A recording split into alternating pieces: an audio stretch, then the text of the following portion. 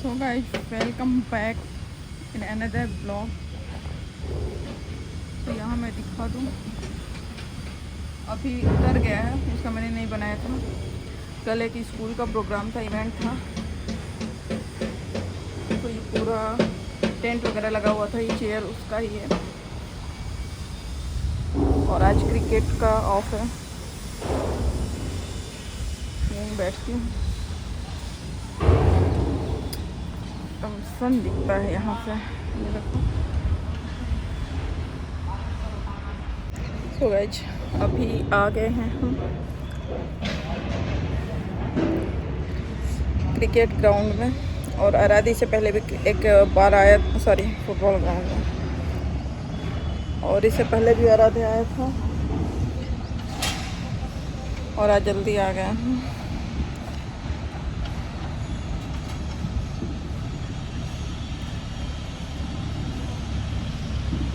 तो इसके बाद ट्यूशन गया आराधे, इससे पहले फुटबॉल आया था, इसके बाद ट्यूशन गया, तो आफ्टर देन फिर आया था।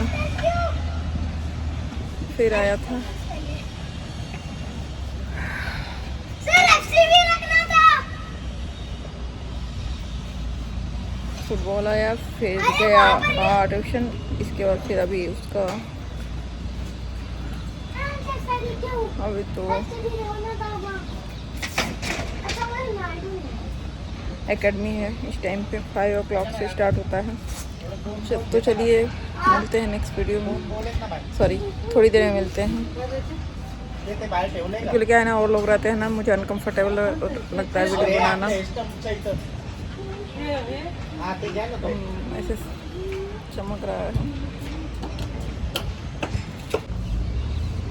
और गाइस हमेशा मैं भूल जाती हूँ बोलना, वीडियो मैं बनाने लगती हूँ फिर भूल जाती हूँ।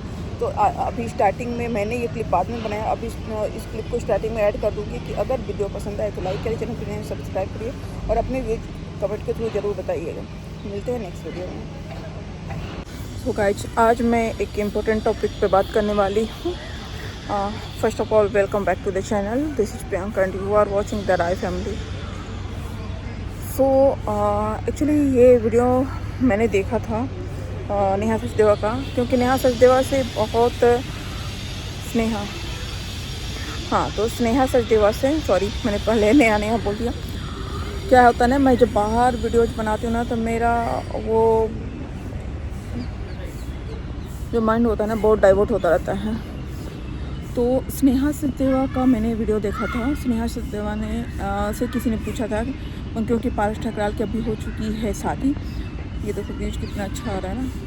हाँ, तो पारस ठकराल की हो चुकी है शादी, तो शायद उसी पे किसी ने पूछा था स्नेहा सचदेवा से कि आपको कैसा लग रहा है, या फिर आप अपने बच्चे के बारे में कोई स्टेप लेने वाली हैं, नहीं लेने वाली हैं, जो भी है।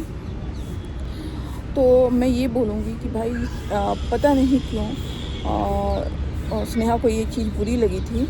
जो भी उनकी लाइफ में है वो ठीक है, बट मैं यहाँ पे अपना ओपिनियन दूँगी कि क्या मुझे सही लगता है, और आप लोग भी कमेंट के थ्रू अपना ओपिनियन दे सकते हैं कि आपको क्या सही लगता है।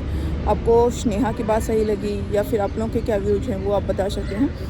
तो यहाँ पे हम बातें डिटेल में करेंगे। एक्चुअली क्या था कि जो स्नेहा सचदेवा हैं, उनका और पारस का 1 साल पहले डिवोर्स हुआ था। जो भी था उनके बीच में पहले इन लोगों की लव मैरिज हुई थी, फिर लव मैरिज के बाद फिर, क्योंकि शादी से पहले स्नेहा प्रेग्नेंट थी, ये लोग लिविंग में थे, और जैसा बोला जा रहा है कि पारस की अभी सेकेंड वाइफ भी लिविंग में थी। तो इसके बाद फिर क्या हुआ कि फिर इनकी शादी हुई, शादी से पहले ये प्रेग्नेंट थी, फिर इनको बेबी हुआ। इसके बाद कुछ दिनों बाद इन लोगों के रिलेशन में प्रॉब्लम आने लगा। प्रॉब्लम आया इनकी जो सेकेंड वाइफ है वैशाली, उसकी वजह से, क्योंकि वैशाली आई थी पारस की लाइफ में।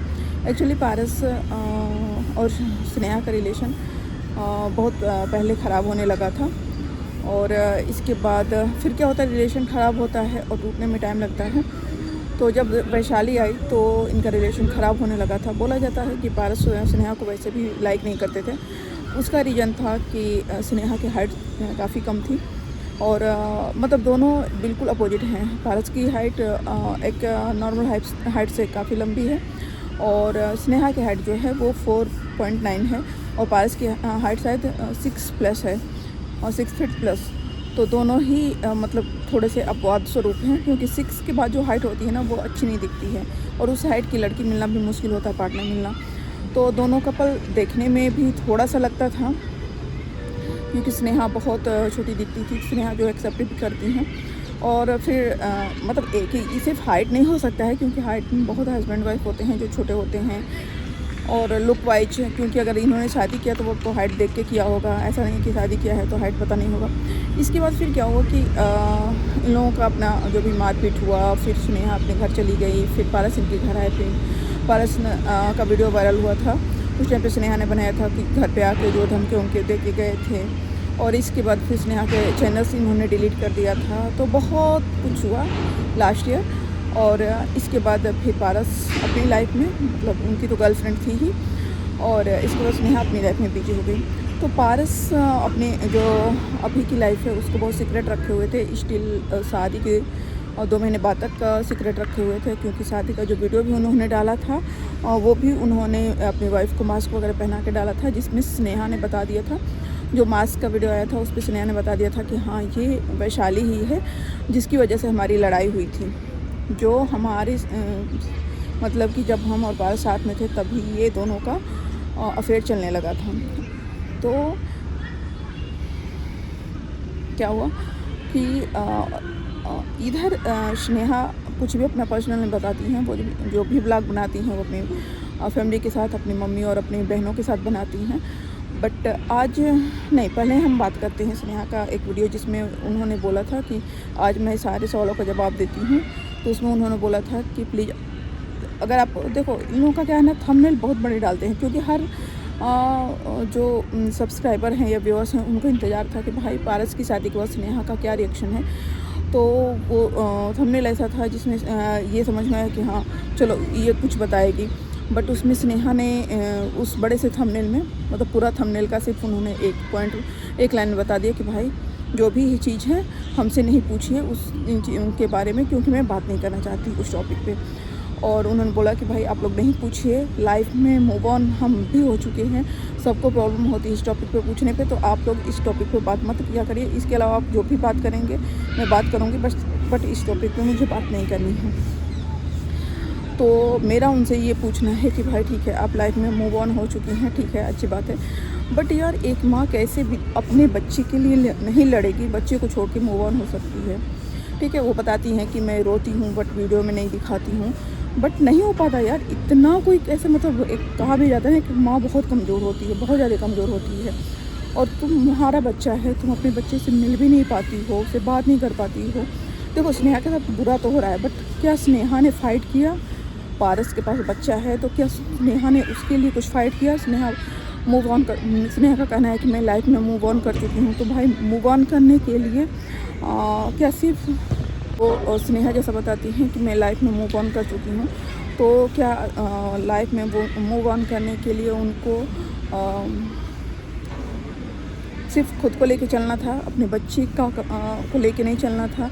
बच्चे को ठीक है पेरेंट्स में से कोई भी देख रहा है, देखो छोटा बच्चा है ना तो उसको माँ की ज़्यादा ज़रूरत होती है कंपेयर टू फादर के, ये हर किसी को पता है।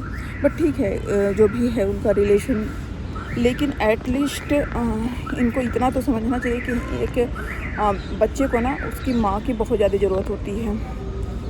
तो स्नेहा ने क्या कभी फाइट किया अपने बच्चे के लिए? क्या उस बच्चे का अधिकार नहीं है अपनी माँ के लिए कि ये इधर मूव हो गए?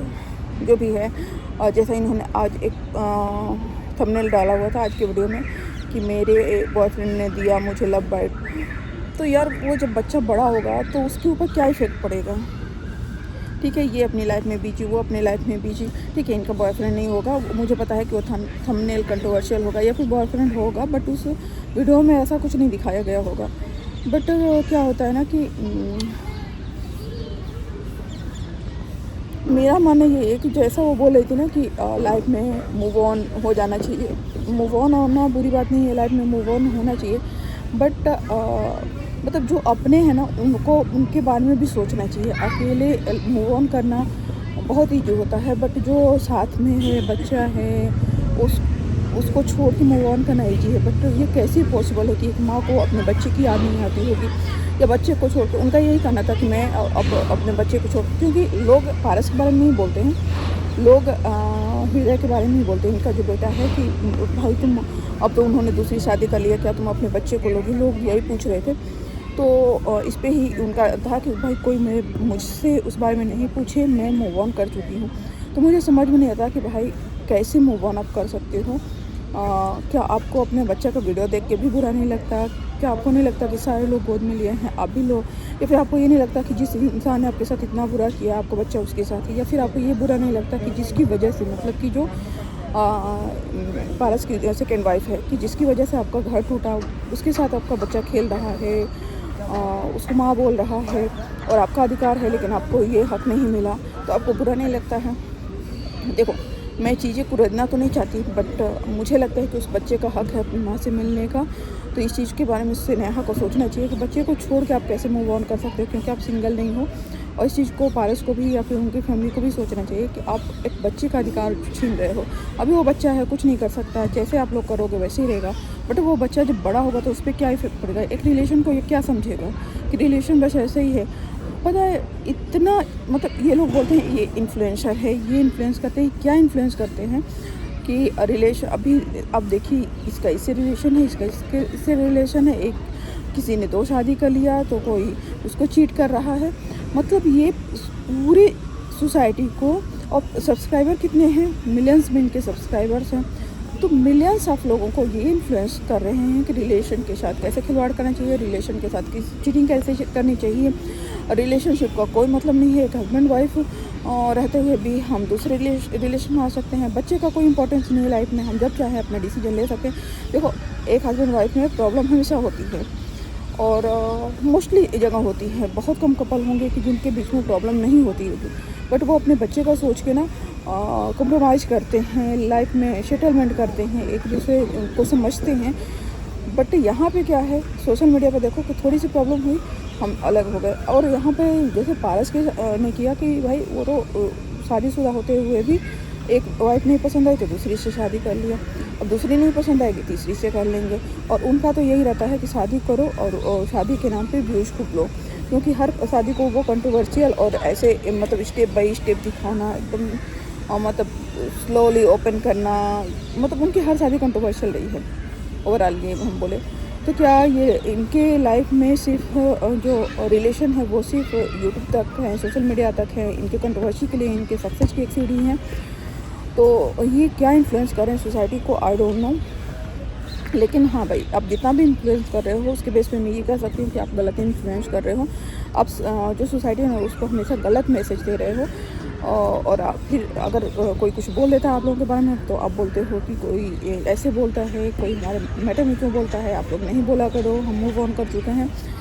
तो ये चीज़ हजम नहीं होती है भाई कि आप कैसे मूव ऑन कर लिए। या फिर अगर आप अपनी सारी बातें बताते हो सोशल मीडिया पे, आपके बताते हो ना, तो अगर आपके मिलियंस में लोग हैं तो उन मिलियंस के लोगों को आप जैसे चाहते हो वैसे मतलब टर्न करते हो।